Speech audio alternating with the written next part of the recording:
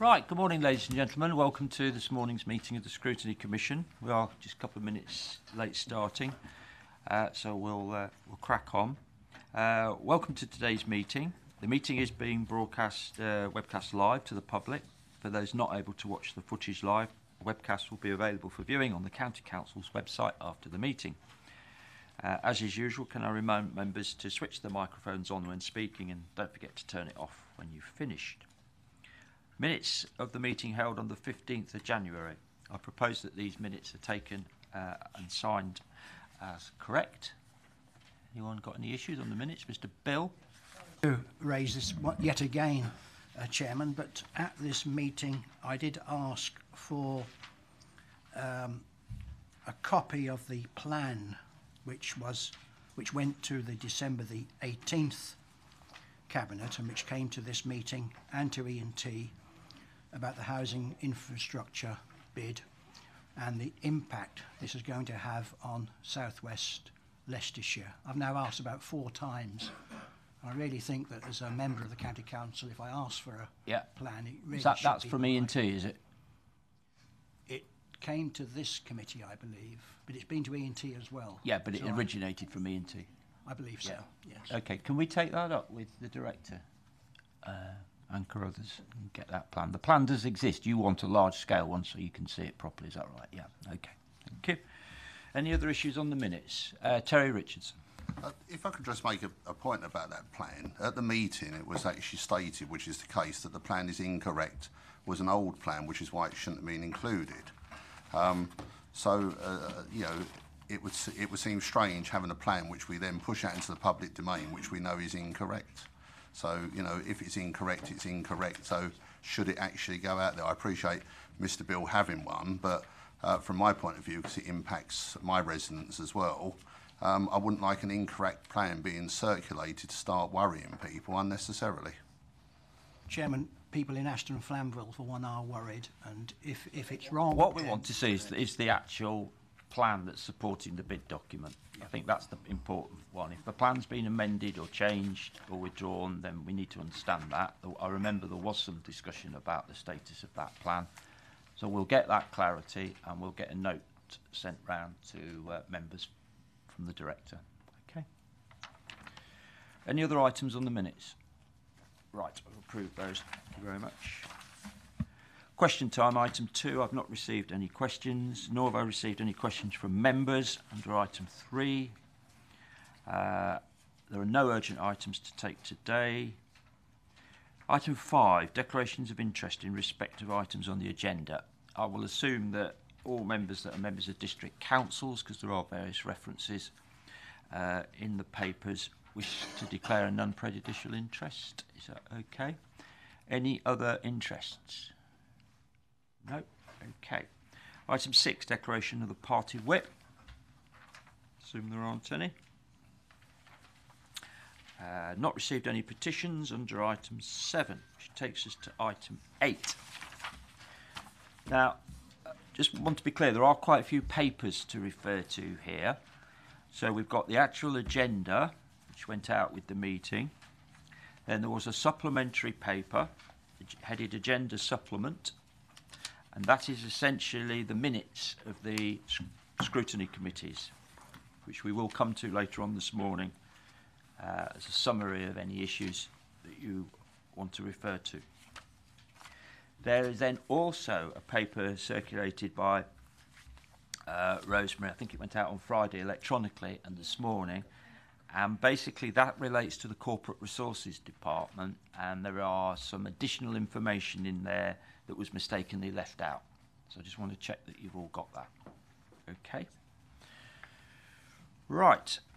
So we will start with item 8, the medium-term financial strategy, context setting and overall, Director of Corporate Resources.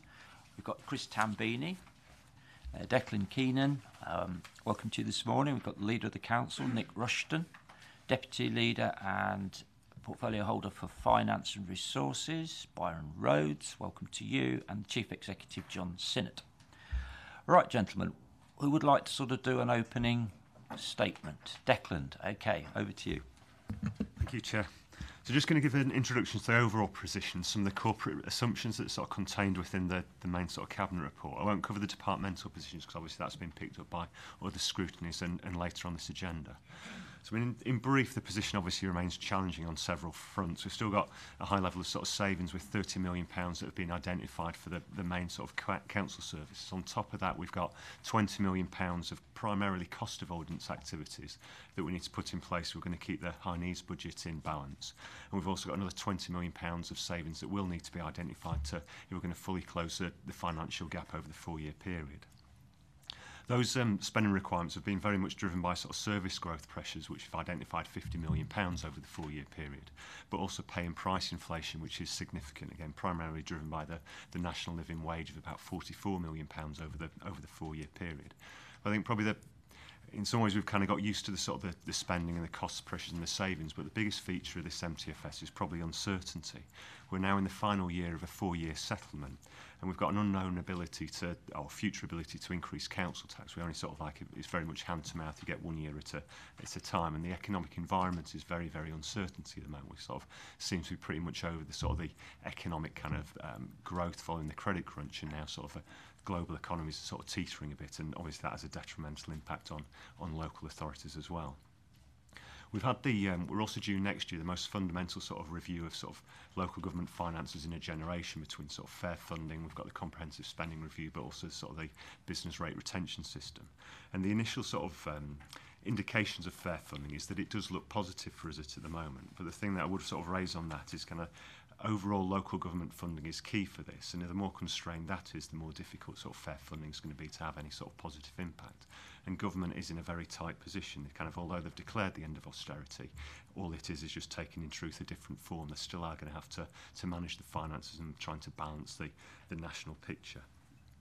And it's worth bearing in mind as well, fair funding doesn't cover all of the funding that we receive. We know for certain we're going to lose 3 million of growth through the business rate baseline. Government's already confirmed that. There's numerous grants that we receive that we've had no indication post-1920 just because we're waiting for a comprehensive spending review. And I've touched on the Council Tax Alliance. We've had the ability to raise a higher amount due to the adult social care precept, but also because inflation's been higher. But this could quite easily drop back to the 2% referendum limit that we used to face. We just don't know at the moment, in truth. But the funding uncertainty is only half the story. You know, cost pressures change, but they don't go away. A few years ago, it was very much adult social care was the focus. Then that moved very much into children's social care, and now our biggest sort of single pressure is SEND, and trying to manage that within the sort of the resources that we've got. So these pressures may subside and they may become more predictable, but in truth, they don't fully go away. We continue to have to face and deal with them and put a lot of effort into manage them. Similarly, pressures on organisations that we work with, they can have a potential to impact the county council. And probably the biggest single example of this is the significant money, I think it's in the region of £35 million that we receive through the Better Care Fund. But that's very much dependent on the Department of Health believing that it's the right place to put their resources rather than sort of using it elsewhere in the NHS. So uncertainty can kind of come at us from all sides. And we've tried to reflect that uncertainty in the key assumptions as we create the corporate, I suppose, the corporate envelope that sort of we work within the MTFS.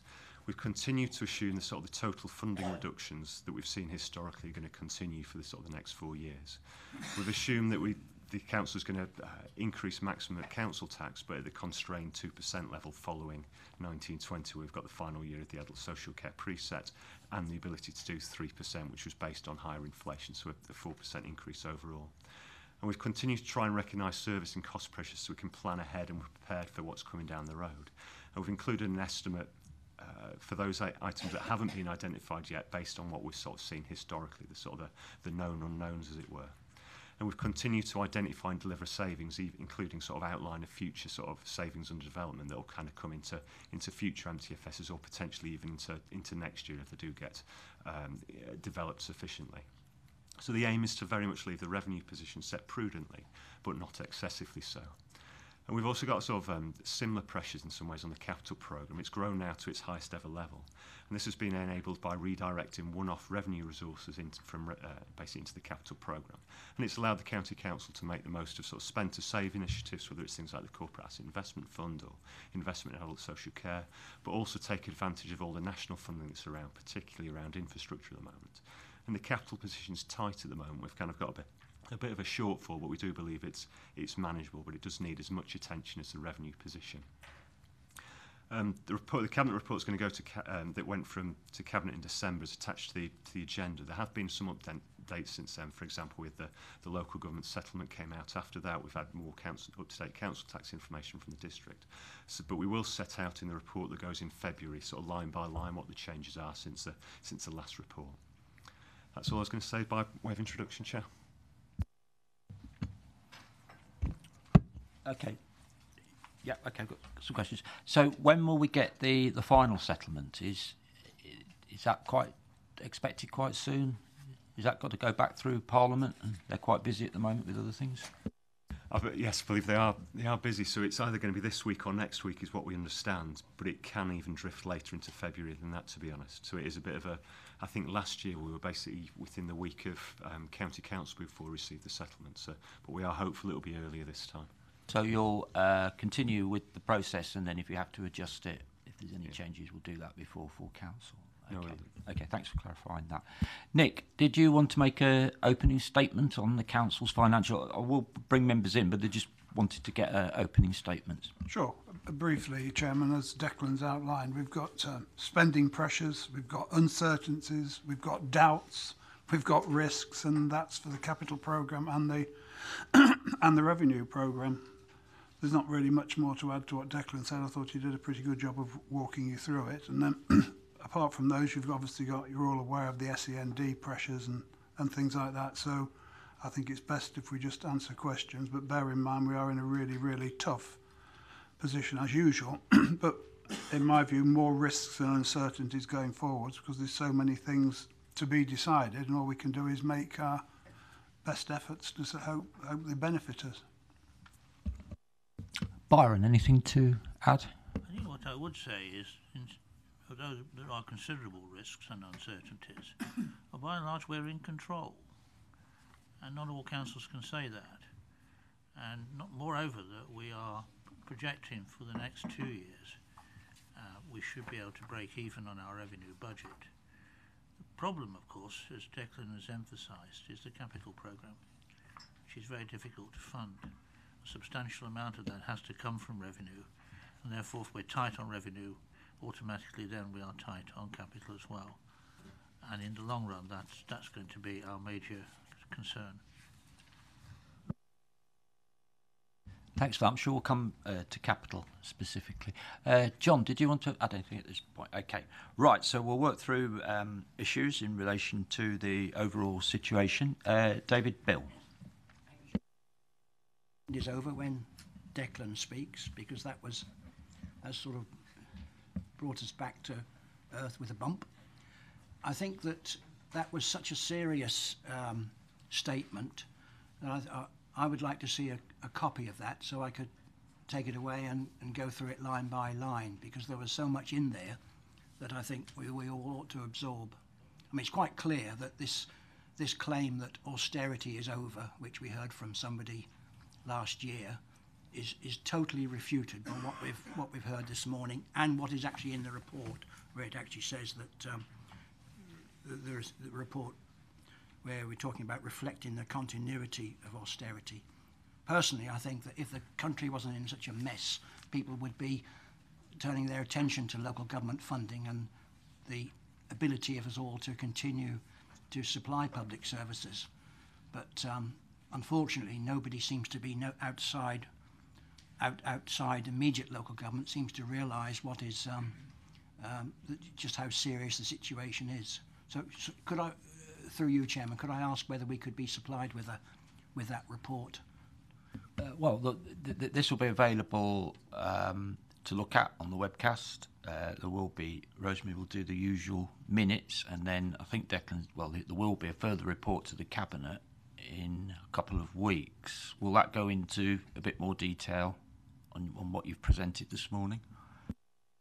I mean, most of the bits were pulled out of sort of the December Cabinet report anyway. The Cabinet report in February will be a slightly summarised version of the December report. So the figures I quoted around the sort of savings and things like that, and the growth pressures are all in that sort of main report.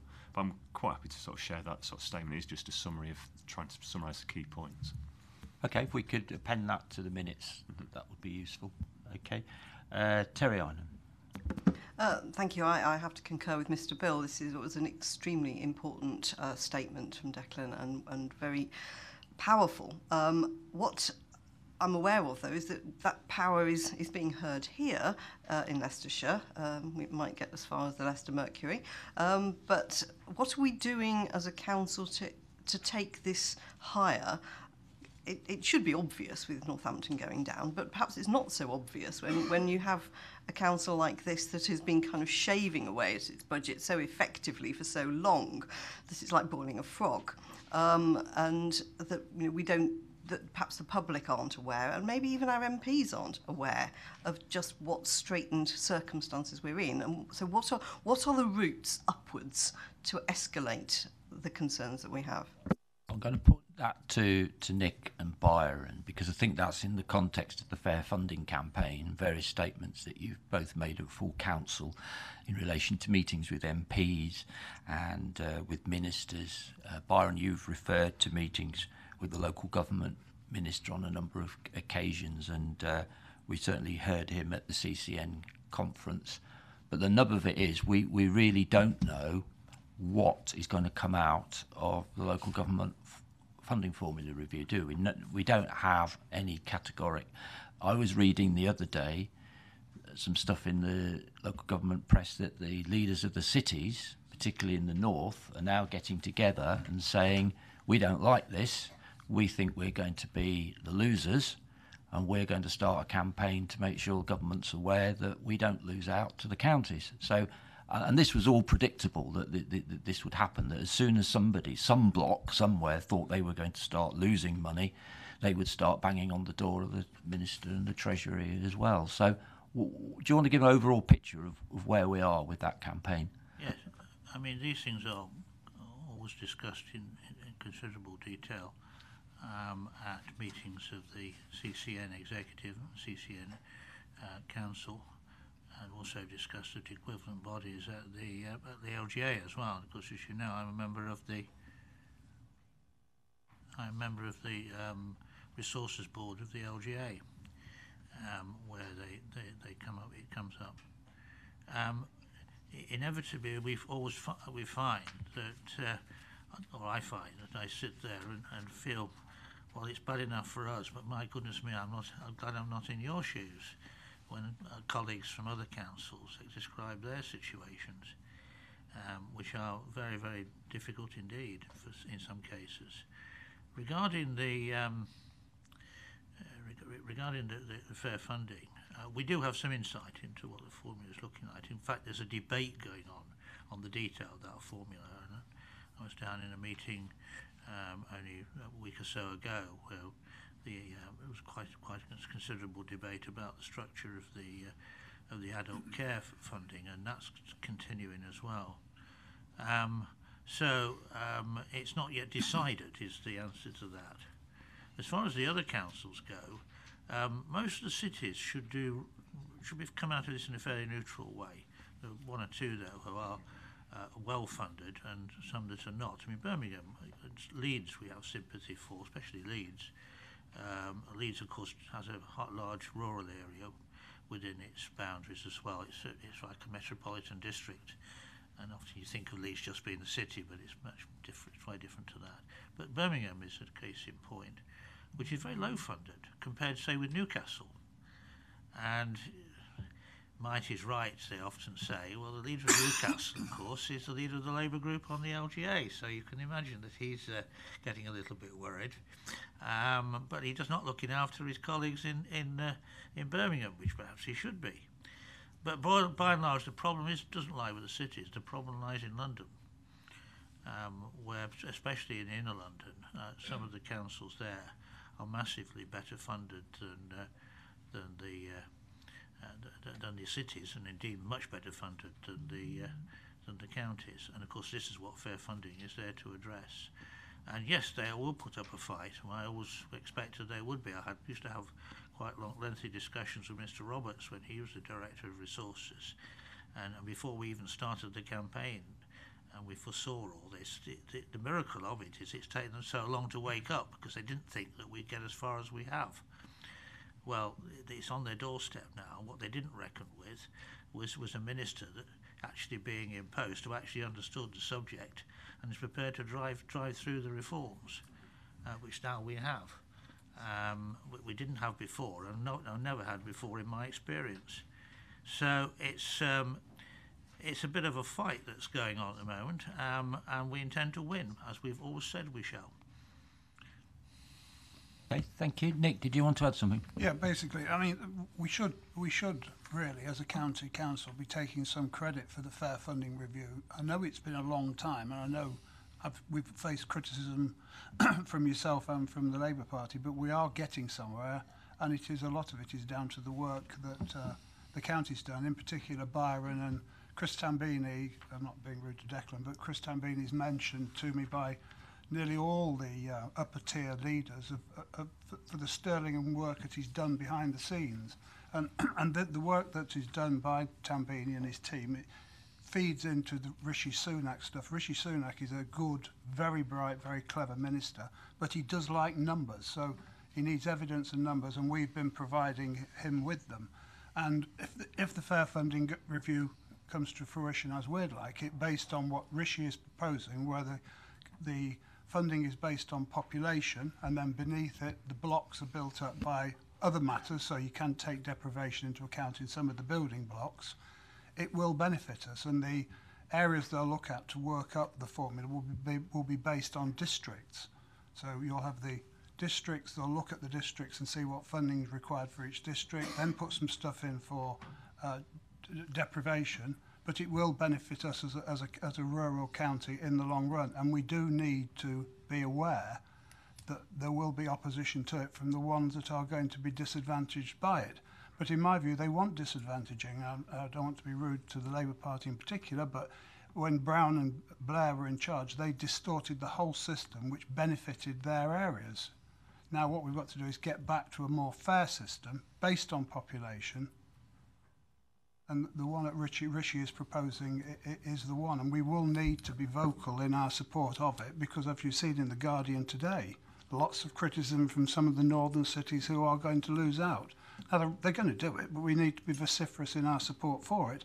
And then once we get the new formula in, we then got to pressurise the government not to give it about 400 years of transition, otherwise we'll never get anything. You know, if the transition period is too long, we don't mind having some, so the ones that are going to lose out have a bit of time to get there, but we don't want it going on forever. That's all I've got to add. Okay, thank you. Do you want to come back, Terry, because you've yes, I held think, responsible I think for some of the situation. Yeah, well, we have criticisms of it, clearly, but I also like to point out that at the LGA conference, where Councillor Rhodes and I were sitting next to one another, and I was manifestly supportive of fair funding. I think there's some good principles behind this, and I think the work Chris Tambini's put in is well worth looking at. I think that the problem that we're getting is that, yes, if we're going to reduce funding elsewhere, this is the problem, is the cake is too small. Yes, we need to distribute the cake more evenly, but if the overall cake's too small, yes, of course, people are going to squeal. And I have every sympathy with Labour colleagues in northern cities who will be struggling. I have somewhat less sympathy with places like Westminster and Chelsea. Right, okay. Terry Richardson. It was really just on that point. I mean, you know, my understanding, and hopefully Nick and Byron can support this, is that from everything I've read, that the government are finally moving towards funding local councils on a population basis, taking out rurality and taking out deprivation, because they've never been the right indicators. But I think there's also another aspect here that, as at the last time figures were released, all councils are sitting on record general fund balances, 20.7 billion.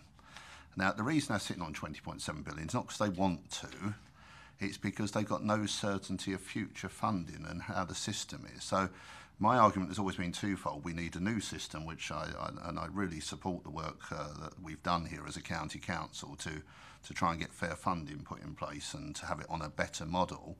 But also, if we could release that 20.7 billion, because councils have certainty of funding over the next 5 or 10 years, that will benefit all of us. So where I disagree with Terry slightly is the cake is still enormous. It's just that because of lack of certainty, we're not releasing a large chunk of the cake. And 20.7 billion would go an awful long way out of general fund balances if that could be released. Because at the moment, because we don't know what's going to happen next year, we can't release as much as we'd like to, because if it doesn't change, we're stuffed, quite frankly, if that's a sensible discussion. So I'd also like the thought on, working with perhaps Richie on a longer term funding model to release those general fund balances, or to give councils the ability to do so. Well, that's what CSR is supposed to do, isn't it? Comprehensive spending review. Byron. Well, you'd think so. Effectively, Mr. Richardson's put forward, which is an interesting idea, is that all balances should be pooled. I don't think that is what is on the table at all. Some of these balances have been accumulated over many years, and you're quite right, they're very substantial. But they're substantial in certain councils, but not in others. It's very uneven distribution. You find, by and large, not always, very high levels of balances in many district councils, particularly those that have had high levels of development, as they've accumulated it through increases in business rates and also from the New Homes Bonus money over the years. But you'll find at other district councils it's negligible, and they haven't got the money. You'll find that also true amongst some of the unitary authorities as well. And particularly in London, you will find they're very, very high balances there.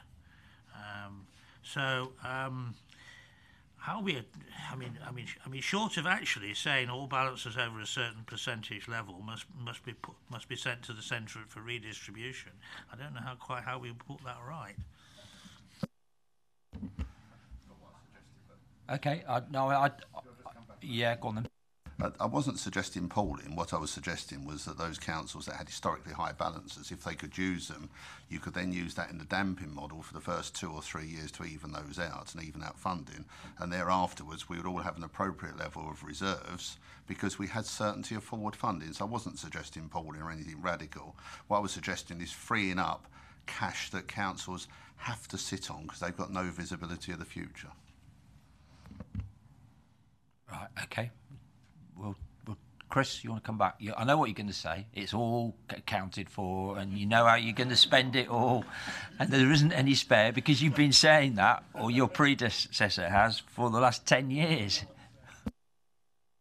Well, I wasn't actually going to come back on that point, but I'm glad the message has got through anyway. I was going to come back on deprivation actually, and what the government proposed in terms of the fair funding review is.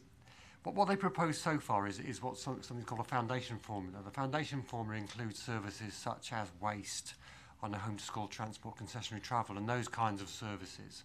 And what they've said is they've done some analysis, and they said that deprivation isn't a key cost driver. They said it accounts for 4% of the cost for those services.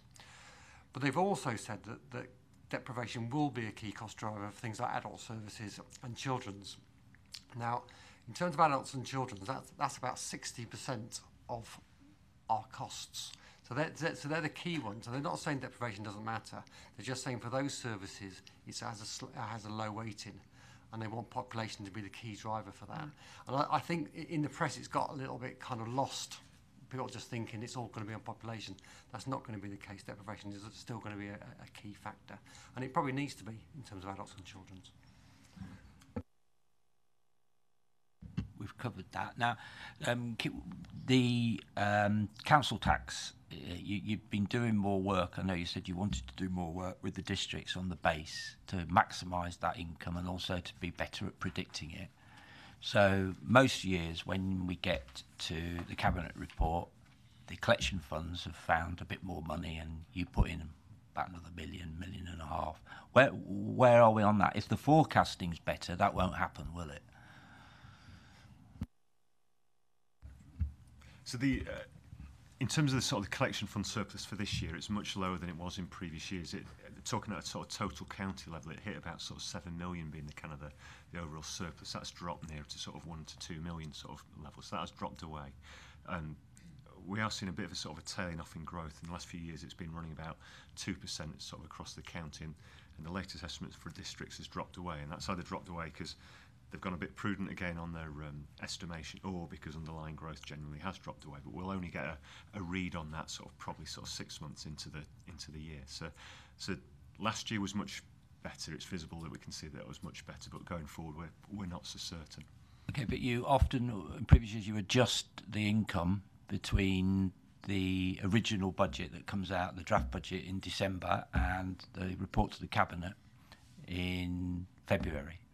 Do you have any idea whether that's going to be the case this year? Yeah, it will be about 500,000 between the sort of the draft and the final. Okay, that's helpful to know that. So that would be that's an improvement, is it, in terms of the accuracy? Yes, it will, but it's what it's been offset by is the other factor I mentioned, the sort of the growth rate dropping down from 2% to 1.6, and that's a much bigger impact because that as an ongoing basis. So that one's probably about £1 million, whereas the sort of the short-term collection improvement's about £500,000.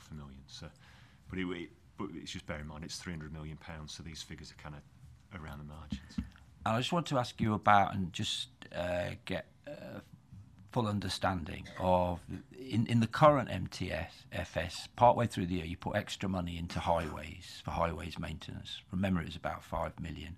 Then the government came along and said you can have some extra money from the potholes fund or whatever, but you've got to spend it by 31st of March. So, talking to the director, the way that's been done is to make sure that it is spent. You've effectively brought forward schemes that were already in the pipeline and going to do that, and you've used the government's money, and that meant you didn't have to use the money that was coming forward that you made available from underspends. So my question is, what's going to happen to that 5 million that the council was putting into highways maintenance, which I understand now is, you effectively that's gone back into the central pot, and you would need to make a decision. Are you minded to put that in again, Nick? Because you'll be aware, representing a rural area, and it's not just rural areas now, it's urban areas as well. Notwithstanding the weather issue, which we know, but there is just more and more deterioration being seen on patching and potholes, and we need to do what we can to get a grip on it. You're right there, and I'm, as you know, very keen on maintaining roads and highways because it's bread and butter issues for us all as county councillors. Chris will have to tell me where the money's gone. I understand what you said because it's true, but where has it actually gone back to? I suppose the basic process would never have got it all spent this year in a sort of in a sensible way. So it basically just gets freed up then for sort of future capital programs. So it's going to be a mixture of, obviously there's further highways infrastructure that we know is coming down the road to sort of invest in, but also it just helps with that overall funding of the capital programs. We do try and just direct it to where the sort of the need is most. So it's basically built into the MTFS. If you see the sort of the capital program, it's part of that overall funding for the position, but due to the pressures on highways, at some point it's probably more to leaning towards that sort of longer term infrastructure rather than short term, just because they got the funding to meet those needs that they have at the moment. The other problem with it was if you did think you wanted to spend 12 million on filling potholes, there isn't actually the capacity out there to get it done. So the ones that we're doing, I've got one, say in Normanton, that I mentioned to them in November. It's not going to be done until March. Now, it's not that they're not going to do it, they just haven't got capacity to get to them straight away. So if you did try and spend, say, the 5 million we put in plus the 5-ish around we got from the government, you wouldn't actually manage to spend it because you haven't got the men out there to do it. So I think what Declan suggested where it's gone is the prudent thing to do with it. Okay, at least we've understood the position. Okay, so I just wanted to mention paragraph 29 because this one really does stand out, doesn't it? The revenue support grant. In 2015, we got 56 million. This year, nothing. Now, in this new formula, are we to understand that there will be no more revenue? I'm referring to page 8 of the Cabinet report on 18th of December. So the main report, near the top there's a table showing revenue support grant reduction.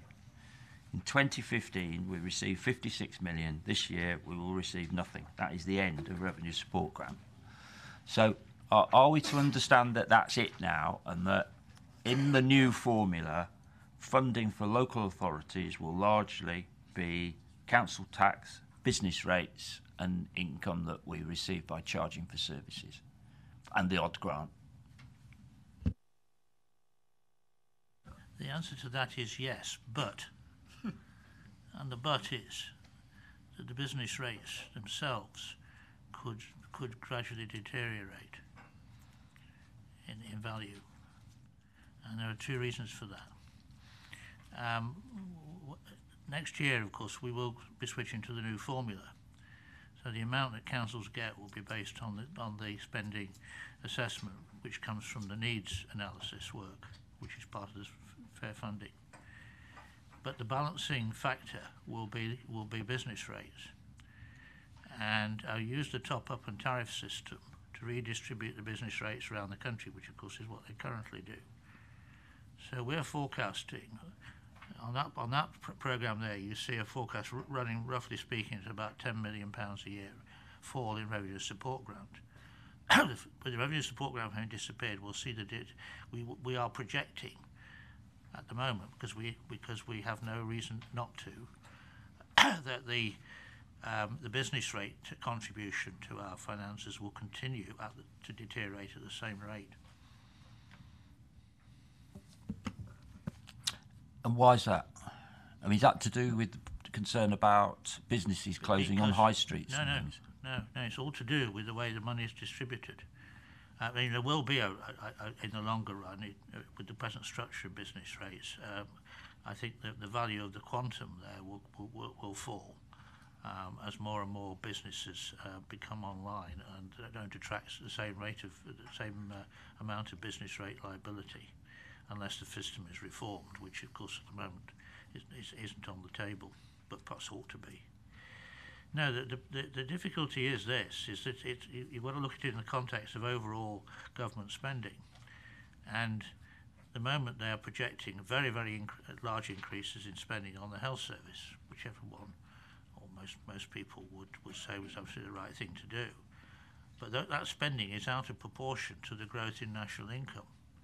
So if the money is sent to the health service, it implies there's continual pressure and reduction in budgets elsewhere, and that's how we've based our forecast. We're not a protected service. We're not a protected service. Okay, thank you. Thanks for clarifying that. Any other questions on the overall situation before we move on to the Chief Executive's department? Okay, thank you very much.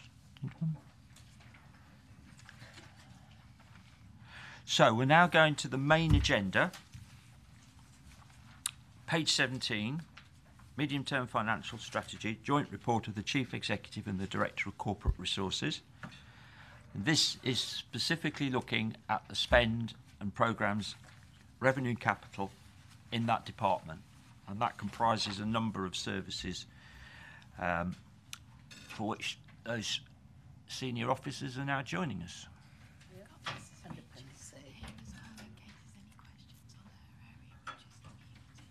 Okay, we also have Mrs. Richardson here, who is Cabinet Lead on Communities, in case members have got any questions relating to that. So, who's going to present the overall situation? John?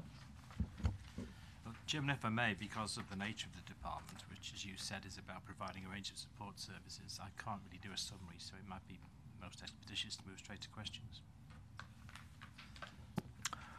Right, okay, so, as I say, we're starting on page 17, and that's looking at service transformation and background, and then over the page on page 18 is the revenue budget, and you'll see that that breaks down the various sections on table 2 of the spend.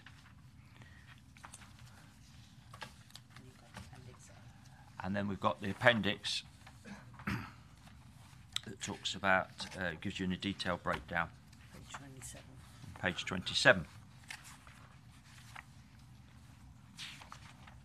Anybody got any specific questions about this department, or any officers want to talk about? Okay, well let's just pick one out. Let's start on the hardship and crisis support service. Give us a bit of background on that.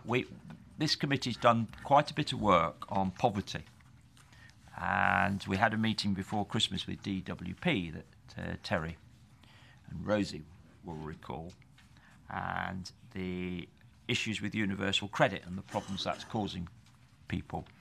As I understand it, this fund was set up as a way for people in emergencies to be able to access money if universal credit failed them or it was delayed. They could just get this. Now, what you're saying here is that this growth is needed.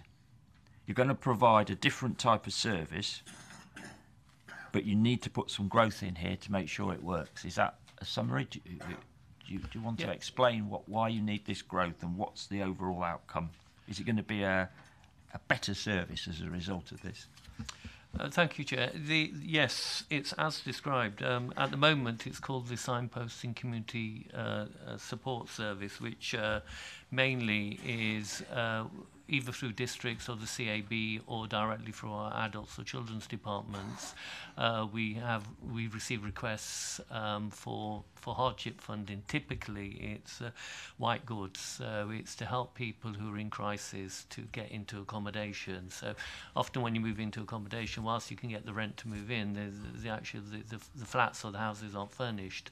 So this pays for things such as short-term fuel, getting gas, electricity in, white goods, used white goods and graded white goods at a reduced price.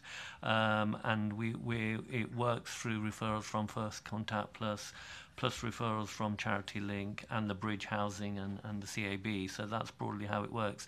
Historically, we got a grant to cover the full costs, but in the early years of that, we didn't actually use up all the amount of money. So there was a small reserve built up. That's mainly due to predicting demand, because it's clearly demand-led. So there was a small amount of money left over, which we've been able to use to support the service over a period of time, the last couple of years. However, demand is beginning to rise, and the amount in that reserve is reducing. Obviously, you've already mentioned, Chair, it's down to universal credit. Delays in the benefit system, full stop, as well as relative levels of deprivation, short-term working, 0 hours contracts, things like this. So, and because of that, we need to put a little bit more into the service at the moment. However, in the long term, we'll be looking to balance the budget through recommissioning the service, working closely with the district colleagues, as well as I said, the voluntary sector and the CAB. So there's more of a holistic approach, and there probably is a smaller, and I would emphasise a very small amount of fat in the system where we can reduce the overall, perhaps through better signposting and a single referral point rather than multiple referrals. You talked about commissioning. Do you manage this in-house, or do you have a firm? Does someone do the processing of the applications for us? Sorry, Chair. There's a list of providers for us. So whilst we manage the overall contract, it's just running down the list. There's 1, 2, 3, 4, 5, 6, 7, 8 different providers. Some are, for example, well known, such as the Bridge Housing Support Function. Some are the CAB again, both Charnwood and the county one, and some is within the council's own services, such as First Contact Plus. So it's a range of providers who work collectively. They meet quarterly, and one of my colleagues, he manages the overall contract in working with all the districts. I think this is obviously very important that this money is put in as a growth item. I think there's general support for that. It seems to be the last resort if people can't access funds through DWP. Terry Einan.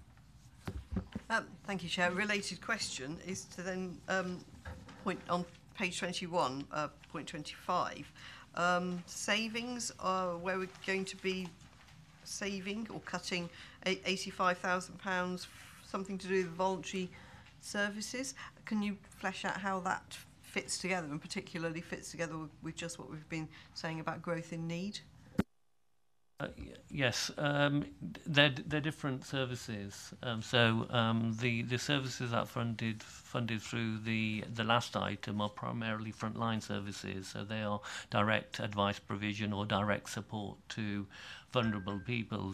What I'm referring to at paragraph 25 there is more the infrastructure organisation. So they're the one or sometimes twice removed from the front line. So valuable though they may be, there is opportunities where the council's not looked at its contracts for a number of years, and so there may be, from what we've seen, multiple agencies delivering the same thing, in which case there may be an opportunity to look at a single provider rather than multiple providers, or working again more closely with the districts to see how we can align up services. So we provide, for example, we fund Voluntary Action Leicestershire, but as do some of the districts. So there may be some opportunities there, so that we're funding one thing and the districts, for example, are funding other activities, or it may be that we need to change the emphasis. So, for example, at the moment there's a lot of the contracts based on improving the website. The website's now improved after several years, so we might be able to redirect that money into more operational activities. So so there are a range of different organisations that we fund, so it'll be a question of applying a matrix to that, seeing what's the most valuable, consulting with clearly the portfolio holder and colleagues working out in the districts to see where, and also the providers themselves. So it's more looking at efficiencies. And I think in the overall value of the contract, we can make efficiencies without a detrimental impact on the frontline services. But to emphasise, it's different from the hardship service. All right, Joe. For that. Can we just ask about the growth in legal services? Because obviously, if this is very important, that largely it's providing support to departments to deliver things. But what you're saying is at the moment we're using quite a bit of agency to meet the workload. So this would recruit more in-house posts, and we wouldn't use that. Does that provide better value then? The one that did I queried was highways and transport, because as members know, there's been a significant cutback in that department. The savings total 40 million. And they're doing much less. So I'm just trying to understand why they are requiring more legal work, given that their budget is so significantly reduced. Yes, thank you, Chair. Perhaps I can pick those points up. So on the first issue you raised in relation to agency, there's a combination of external legal spend. First of all, agency staff, which are more costly than in-house staff. And secondly, we're using external solicitors firm for which we pay an hourly rate. So clearly that's going to be considerably more expensive than managing an in-house resource. So the aim of the growth is to reduce that expenditure, certainly in the social care field where that's mainly arising, and to bring that back in-house where I think we deliver a better service as well. On the highway side, you might need to ask Mr. Cross to elaborate, but the gist of that is the big programmes that are coming through. So we're thinking about the Distributor Road, HS2, Lutterworth East, those very big projects which would require some additional resource to support. We'll probably look at that, perhaps some of that being fixed-term posts, to ensure that we manage the budget in the best way for the council. But I think that's probably the That's fine. I understand it's for capital and big, and you've made the point it may be time limited. Yes, I think the other area that's under pressure is the legal support for Section 106 agreements, which obviously is a very significant aspect for the council in terms of income generation. And we're under pressure in the time that we take to turn those agreements around. So I think it's important that we boost that resource if we can. Yeah, no point taken on that. Okay, Alan Pearce. Yeah, sorry, just back to the other discussion regarding the crisis funding. Do we? There's national programs, there's lottery funds available somewhere, but do we work with the? There's a group that I'm aware of, Help Through Crisis. Do we have anything to do with them? I think they get 33 million a year. Do we link with these external groups at all to help? I'll have to look into that. I'm not familiar with that particular project. But again, if there is opportunities for collaborative working, then we clearly would explore any opportunities that are available. Peter Bedford. Just a few points, Mr. Chairman. Paragraph 19 on legal services, I think you covered the question that I was going to ask, but just for clarification, the extra 230,000, is that taking into account these savings by not using the external providers? So we'll still require this additional growth item? Yes, these are additional full-time permanent staff on the establishment. It will have the knock-on effect of reducing the demand for agency staff, though. Okay, and sorry. Second point was on paragraph 24. This is something that's come to corporate governance in the past, is around trading standards. So I don't want to go into Brexit in too much detail because we'll be here all day. But essentially, just concern around that, obviously the uncertainty there, we may need to look at that because we don't know how the situation is going to be. So just a comment on that. I assume there's a risk, what do you call it, a risk plan for this. One question on the back of that, to add to that, is if you have to do a lot more work, can you claim this back from the government? Currently, Chair, there's been no indications from central government that specifically trading standards or any regulatory services will receive any additional income. So you're quite right, it is currently on the risk register. We are monitoring the situation. We're making representations nationally through the National Trading Standards Service.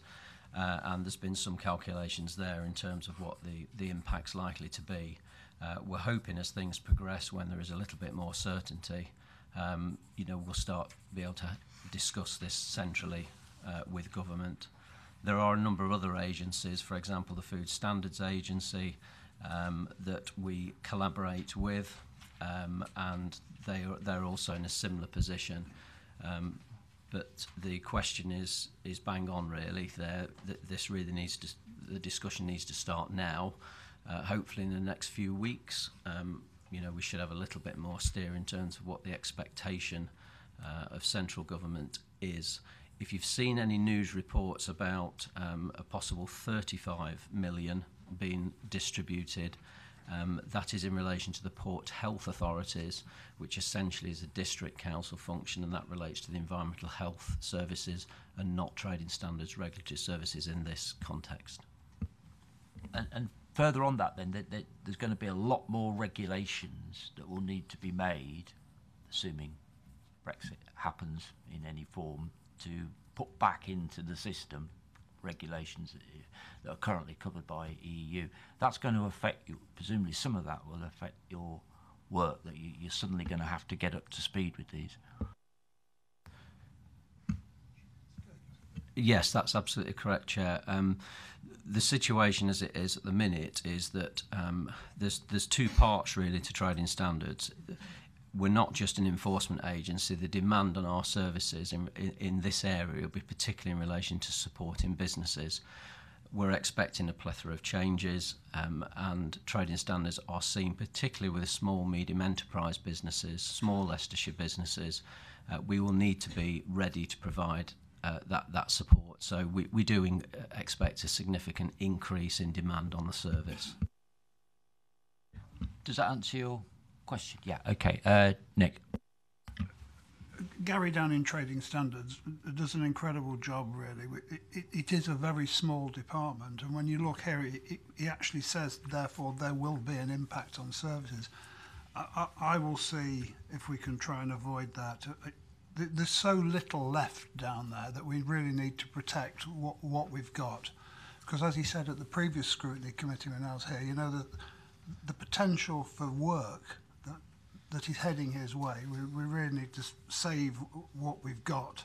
And also, while we're here, be aware that after Brexit, we may well have to come back and deal with the problems which are going to be lumped on Gary and his team. Now, there's no doubt we can do it, but he will need more resources, I'd imagine, going forward, because there is nothing down there left to cut. So any cut, even 30,000, as he says here, will be an impact on frontline services.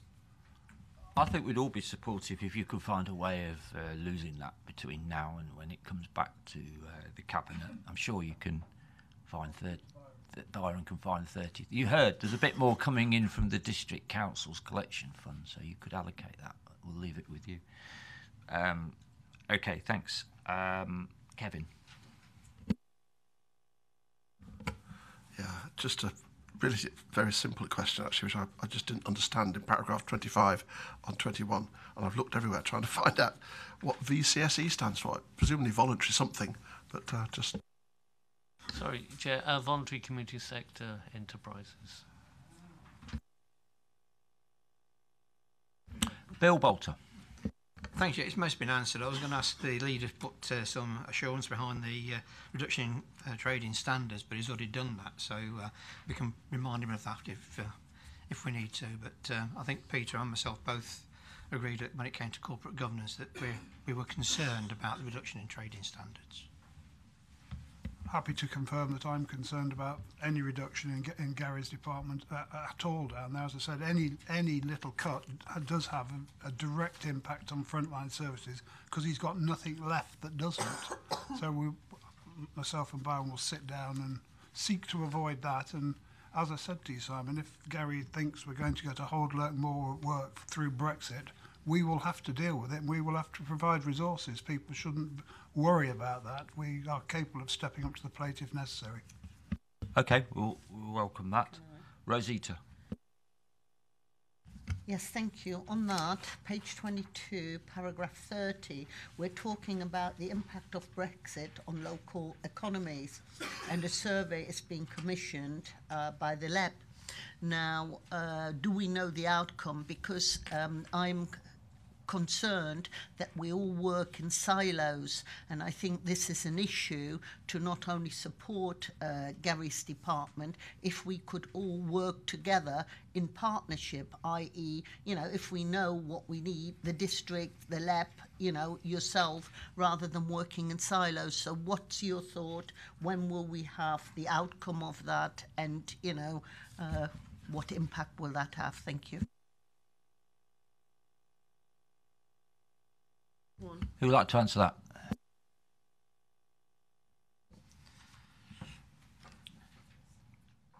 Chairman, in the last 10 days it's become clear that responses from government suggest they've woken up to the problems which Mrs Page identified. So until last week there were 3 or 4 different lines of inquiry coming from government on a regular basis, all asking the same thing of different people. So there is now a regional group which met with the Secretary of State for MHCLG last week to make that very point, and he got a very sympathetic response from him. So hopefully things will be simplified in the short term. They need to be. The one thing which is still not clarified is how government ask information which they need from the NHS, and how they ask for information from us where there are overlaps with the NHS and the health and social care field. We can only continue to make the point that they need to be brought together. Yeah, absolutely. Yeah. Okay, thanks for that. Alan, did you want to come back on something else? Yeah, just 28, page 22. I just mentioned it in the briefing that regarding tourism, and we did centralise it a little bit, I think, but I think everyone is aware that there is a dramatic footfall drop in a lot of our market towns. Melton is one of them. I think Market Harbour is the same, and I just think there is a lot of pressure. So we need to really look at tourism and maybe look at how we do it differently. Obviously, the pressure is online. Some of the, I know we're trying to help with some of the business rates for the smaller entrepreneurial shops, but some of this is the lifeblood to some of our villages and small towns. So it's just be aware that we need to look at innovative ways to continue to market and support these towns and villages. Thank you. Is that why the saving hasn't been made then? Is it a downturn in income that you expected? Helen Moran, Finance. There was plans to have an organisation set up with the city that would become self-financing by 21-22, but further discussions since the saving went in have meant that that's unlikely to happen. There's other competition out there with Leicestershire Promotions who generate a lot of income, so it was thought that actually we still needed to carry on providing the base funding because we wouldn't be able to have income generation to make up the saving. Does that answer your question? Yes, it does. But one of the problems we've got is that I think we did go into partnership with the city, if I remember, and of course the city attractions are quite different to what we offer in the countryside and in the towns, obviously, and what we don't want, no disrespect to the city, is that they actually do take more of the marketing budget, or they do more for themselves than they do for the districts and the towns. So just to keep an eye on it, I guess. There was some criticism of Leicestershire Promotions under the old contract as to whether it was being fairly right across the piece, and that led to what we've got now. But we did look at it in more detail. It may be that this is an area we should look at, have a report on, as to how it's all working, and take into account your comments about the impact on county towns, which was the major concern last time when this organisation was set up in-house. There's lots of pressures. I think we've spent, Melton, as you're aware, spent a great deal of funding with the support of the county in regard to the cattle market, but footfall's down. Trends are changing. Trends of slaughtering animals, actually, or moving animals safely and securely and properly, and there's another term for it. So we just need to keep on top of that, because it really does affect our local economy and our economy here as well. So we I guess just being inventive and keeping an eye on things, because it's very important for the local community. I think it would be reasonable to do a review and see how it's working, or we just take some advice when the appropriate time, when you feel it's settled down, to have a report on that. We'll come back to it. Sorry, John. Paragraph 28 does make the point there's a report coming to Cabinet in February, so I think that same report could come to the Commission. Thank you very much for that, pointing that out. Right, David Bill. It has been mentioned already, and I'm grateful for the Chief Executive for giving a report on this, but Brexit. I think this is the first time we've seen an account of any measures being taken to safeguard the community if and when this happens. Is it possible to ask for a report on all the arrangements that are now in hand from county and district? Because I understand that inquiries in other parts of the country have led to the answer that there's a non-disclosure agreement. People are not being allowed to report what exactly they're doing. So I think that... I think this was touched on at corporate governance, from what I've heard. Yeah. John? Chairman, I think Gary can talk about the non-disclosure agreement difficulty, and then I'll come back. Yeah, my experience of the NDA agreement, certainly with central government, I sit on a steering group that's concerned with the airport, so any local authority that has an airport or port within its border. It's right to say that NDA agreements were in place for a number of these steering groups. That said, within the last 2 weeks, there's been a significant push to get those NDA agreements lifted to enable people like myself to be able to talk to other partners, both within your authority and outside. So I think you'll find, certainly this week, that information exchange will start to ease up. there are lots of discussions taking place now, and it's starting to gather some traction. Chairman, I do find it astonishing that such a change to this country, this county, and our communities should be being considered at government level, and this information is not coming out to those of us who are going to be enjoying all the benefits of this wonderful new land that we're going to be living in. I find the whole thing about non-disclosure agreements astonishing. This is so serious, and this is going to well, it's going to monopolise all our activities for months, if not years. So, what right does the government have to say that we shouldn't be told what's going to happen? I would like to know what's going to happen in every aspect of our community, so people know exactly what they've signed up to when they decided that these sunny uplands that we're heading into is going to be available. I imagine that is a question for each Secretary of State to decide. John?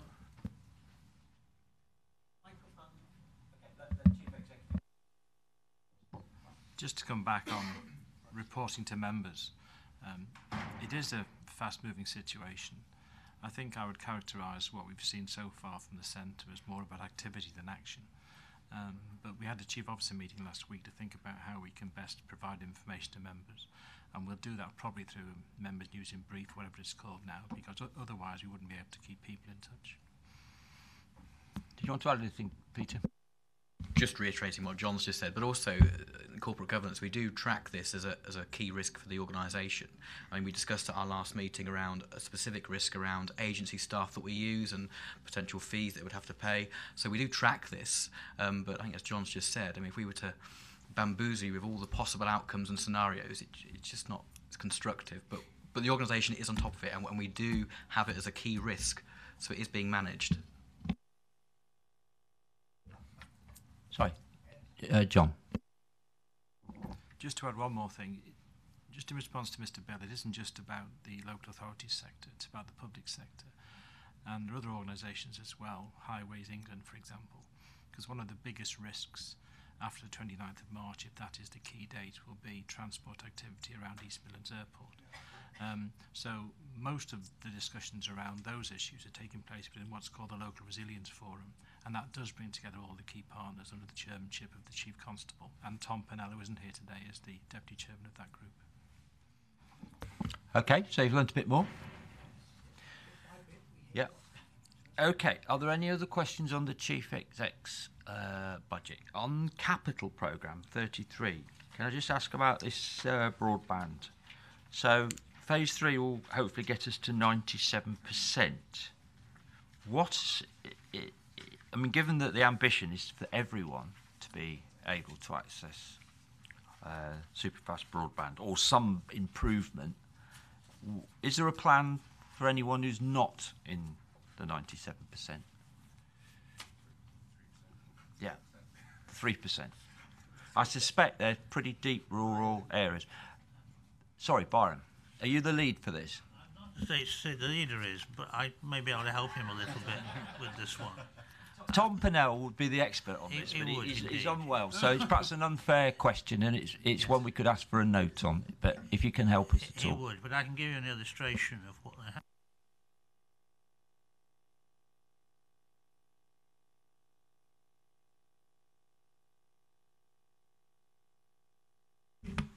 All right. There are small pockets left in some of the rural areas, and of course I represent a very rural area. And I have two villages in particular, well, three really, which are not yet covered. And these are really effectively just hamlets. And the programme, the Phase 2 programme is effectively completed now. So the Phase 3 programme, which is coming on and to develop, they're moving away from the fibre to the cabinet technology, which they've used to get to the level we're currently at, and moving directly for any future connections directly to fibre to the premises. So these particular hamlets, although they waited a long time, and the people live there have been very keen to get an improvement in service, actually, when they finally do get it, will get fibre to the home, or in their particular cases, which will give them a really super broadband connection, which they're actually quite pleased to look forward to. And that is what's now going to be rolled out sometime later this year. But will that get us to 100%? Well, now that's the question, because you'll always find a property somewhere isolated where they haven't got the connection. So I doubt whether 100% is actually ever attainable in reality. Fair comment. Jonathan Morgan. Thanks, Conrad. Thank you.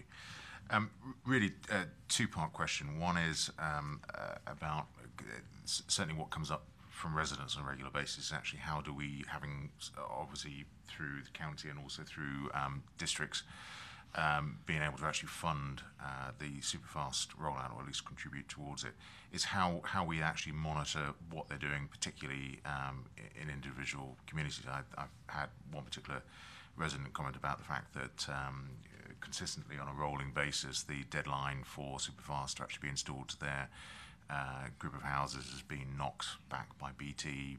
Every single time they miss the delivery date, they then roll back another 3 months for another one. So it's really how do we actually, what are we doing in the way of monitoring in return for the money that we're actually contributing? And the second point really, which is actually a 5G question, given the fact that within the time frame that we're talking about, 5G coverage will actually start to become quite embedded across the county. And given that from most reports, 5G effectively makes superfast redundant in all sorts of ways, is really just sort of getting a view for our investment, given the fact that it may well be by the time we've actually finished investing, we're actually investing in something that's actually been superseded completely. The first one, and that is that in the contract requires them to deliver a percentage of properties. What it doesn't say is that you must do this village, that village, and then move on to there. That's entirely a commercial decision. So inevitably it means they do the easy ones first, and the longer ones or more technical ones take longer. But that is the answer, because I've asked that question myself. When it doesn't happen, when they've published a timetable, as long as they've met the overall percentage by certain points in the contract, there's not a lot we can do about it. Byron. Yes, my microphone's working again now. I think that's absolutely true, which is one of the reasons these 3 villages I mentioned in my patch lost out.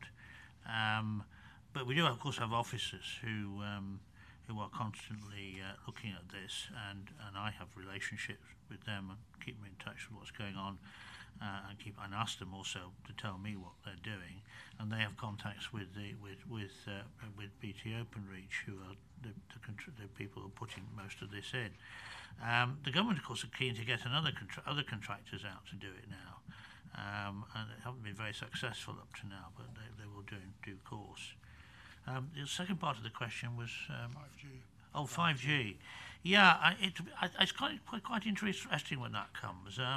It's certainly being piloted in some parts of the world. Of course, it will have a very, very considerable effect on the countryside in a country like Britain, because of the very great increase in the number of aerials which will have to be put up to it, because the cells are much smaller than for 4G. Be interested to see what the public reaction to that is. All right, Jonathan. If you want more information on this, Tom Pennell is our kind of expert. He has a team, so we can get that for you, but it's probably best put to Tom when he comes back. Bill Bolter. Thank you. Yes, page 39, item 28. We bought properties outside the county. I always thought that... Bill, I think you're on corporate resources, which we're coming to next. Sorry. Can you hold your horses? Yeah, I'm horses. Is that right? Yeah, yeah, won't forget you. Anything else on the Chief Exec's department? We're all happy with that. Right, so the major outcome of that, Nick, is you're going to have a look at the savings in relation to trading standards. Okay, thank you very much. Thank you to all the officers that have contributed to this one. So we're now going to move on to the Corporate Resources Department. I'm just going to change the top table.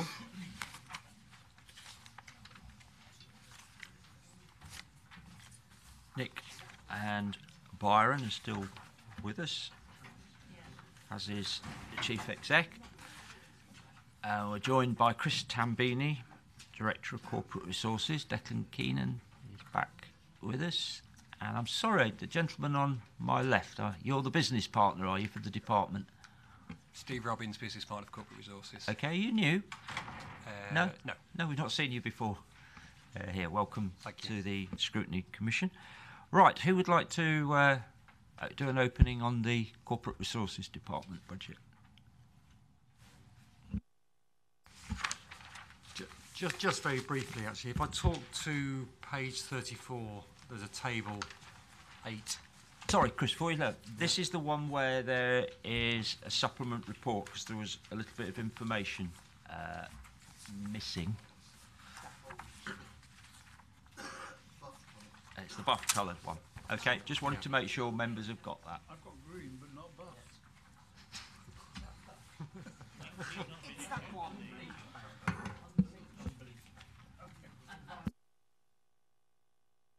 All right, you all got it? Right, sorry, yeah, Chris, carry on, please. Yeah, just a very brief introduction. So the table in paragraph 8 gives a summary of the budget. And if you look at the bottom line, you can kind of see the budget goes from just under £33 million next year down to £28.7 million by year 4 of the MTFS. And that's despite some budget transfers have actually come into the department. The reason why this has been such a large drop is because of the savings. So there's about £6 million worth of savings within the proposals within this report, and not a lot of growth, under £1 million worth of growth. So it's quite a hefty kind of savings target and income generation target over the next 4 years. Okay, and just because this department is a big, has a lot of income from traded services, just remind us what that, I mean, last year it was becoming very, very significant. Paragraph 11 also kind of sets out the traded income, but you're right. There's about nearly £33 million worth of traded income comes into the department, and you can kind of see some of the aspects that are set out underneath there. A big chunk is around the kind of the commercial services kind of area, things like school food, etc. But yeah, it's a big element of the budget. Yeah, and on that you've been quite successful, have you not, in school food outside of the county being bought by schools in other areas? I know that because you've been selling school food to schools in the city. We have been quite successful in the city. It is a pretty competitive market, actually, where margins are pretty tight, but we have been quite successful in terms of the city, and we've also got some tenders in some neighbouring county areas as well. Okay, so that's positive. Right, questions on the Corporate Resources Department. Bill Bolter. Got it right this time, Chair? Right. Page 39, item 28. I'll throw through most of the speech before, so I'll start all over again. I thought we were using the resources of this council to generate employment within the county. But apparently we're not doing that. We're going outside the county and buying property elsewhere. Can we give the reasons for that, first of all? And secondly, when we bought these properties outside, have all the units been let now, or how long have they been empty and not let?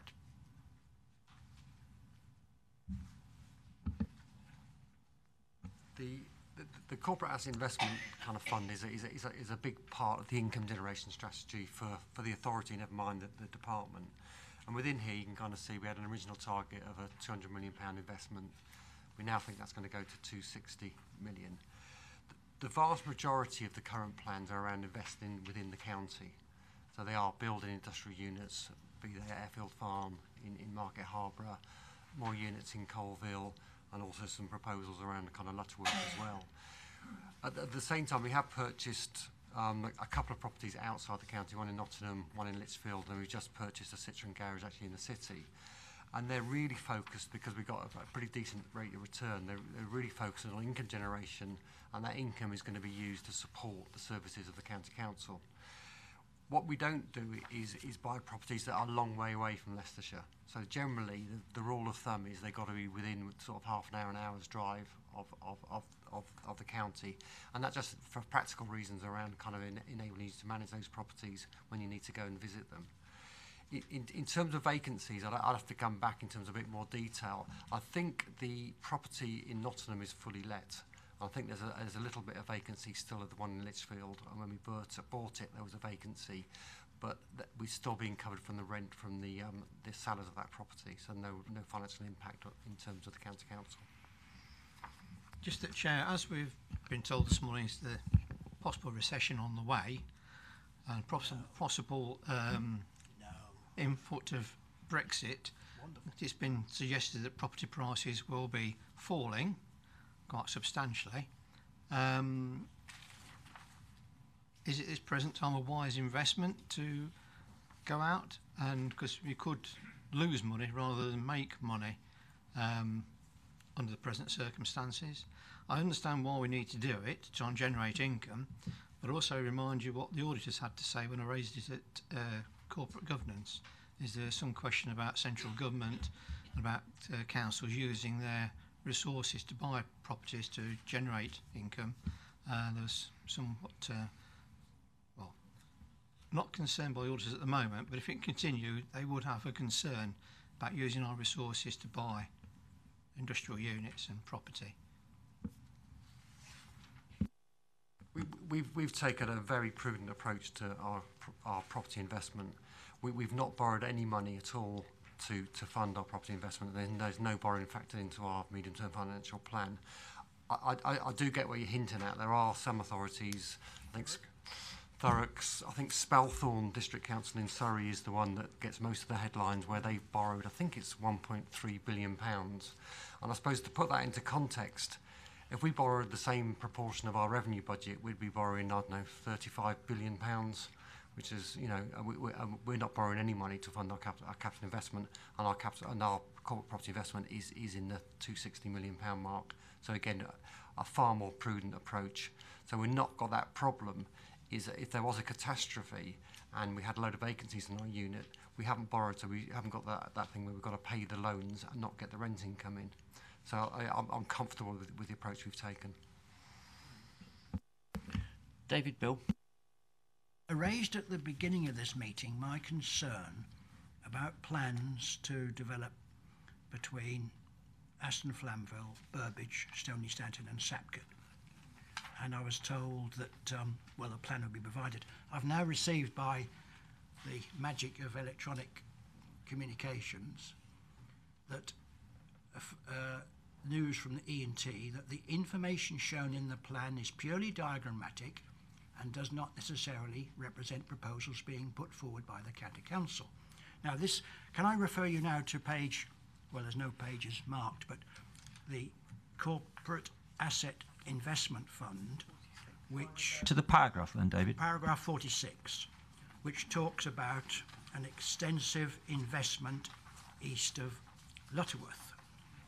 Now, I'm sure the risks that Bill has referred to about the recession and the wisdom of this has been taken into account, and that's fair enough. But the point I'm trying to bring out here is that this east of Lutterworth plan is contained within the housing infrastructure bid, which was agreed by the Cabinet in December, the bid of which contained plans of the County Council's intentions, wishes, vision to develop vast areas of South Leicestershire, including east of Lutterworth, and the area, as I said, to the west, which I've got a an interest in. If these plans are only diagrammatic and of no consequence, I do wonder, have these plans actually been sent to the government as an indication of the county council's intentions? And is this East of Lutterworth plan part of it? So there's quite a bit of information there which I really want to see. All I'm asking for is details of what are the county council's ambitions to develop in South Leicestershire on plans that I can actually read. And I have to report that people are concerned in South Leicestershire. They want to know the facts. They are aware that this housing infrastructure bid has been put in, and this is further evidence that this is part of a general build-up of the wish to develop. Now, I understand the wish to develop, grow the economy and everything else, but I think local communities have the right to know what is going on around them. Yeah, agree with you. Right, who wants to?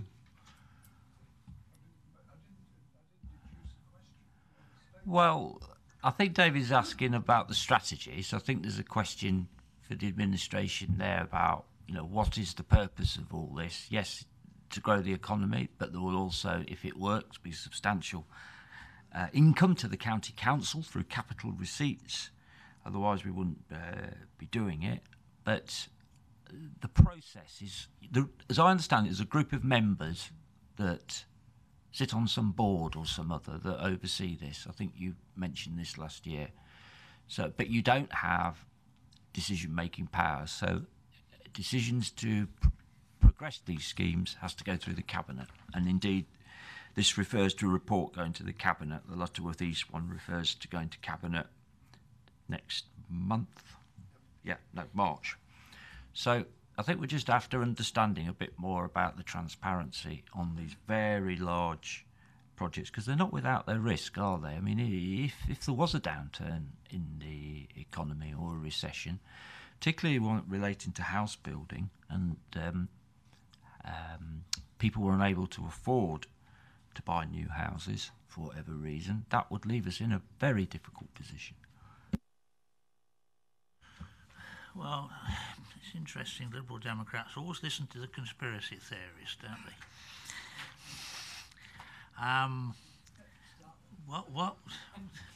What we've got here, in the case of the Lutterworth, is something which we've been quite open about. We've assembled together quite a large amount of land. We already owned quite a lot down there, and we've added to it by working with adjacent landowners, and we're putting forward a very big scheme, which is part of the Harborough